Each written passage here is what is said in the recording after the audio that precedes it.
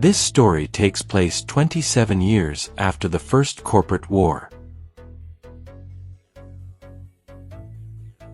The Nest by Sean Carrière. Chapter 16. Kyle and Laura emerged up on the roof, and they found Slick crouched on the other side of the skylight.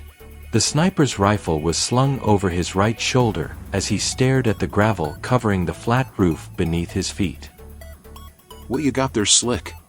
Kyle asked as he approached from around the skylight. Slick didn't say a word. He just pointed at the gravel they were all standing on.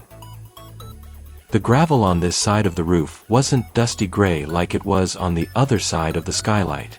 Instead, there were several small dark stains around a much larger stain.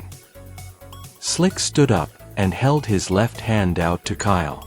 Between Slick's gloved thumb and forefinger was a torn patch of multi-layered cloth about the size of a snot rag. The cloth was made of the same thick material Danny Blue and the girls' radiation suits were made of. Strangely, this patch of normally white fabric was stained brownish red. "What in the name of all things holy?" Laura whispered. Slick let the piece of cloth fall from his gloved fingers before thumbing behind him. "I found a satellite phone over by the corner. The sniper began to explain. And I found this right where we're standing." Slick pulled a 9mm semi-automatic pistol out from between his belt and the lower back of his radiation suit where he'd tucked it a few minutes earlier. The weapon was empty with its slide back and the spent magazine still inside the handle. Kyle hadn't looked over the roof of the bank all that closely when he and Sam were clearing the building. Satisfied no one was up here waiting to shoot him, he failed to notice the stains in the gravel, the empty weapon, and the satellite phone. "Christ almighty," Kyle thought to himself. "I really do need some sleep."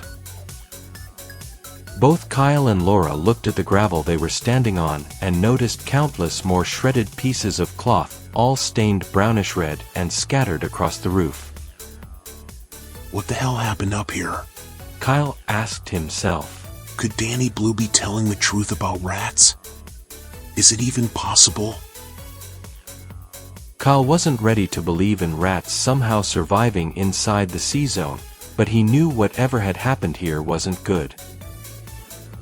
"I've seen enough," Kyle finally said. "We're rolling out. Now."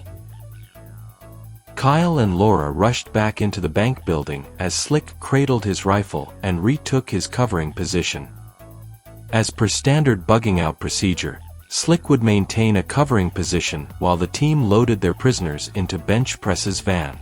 Once he'd hear Kyle give the order, Slick would come back down from the roof, jump in the back of Laura's truck, and they'd start driving west. With any luck, the team would be coming out the other side of the C-zone not too long after sundown. That was the plan at least.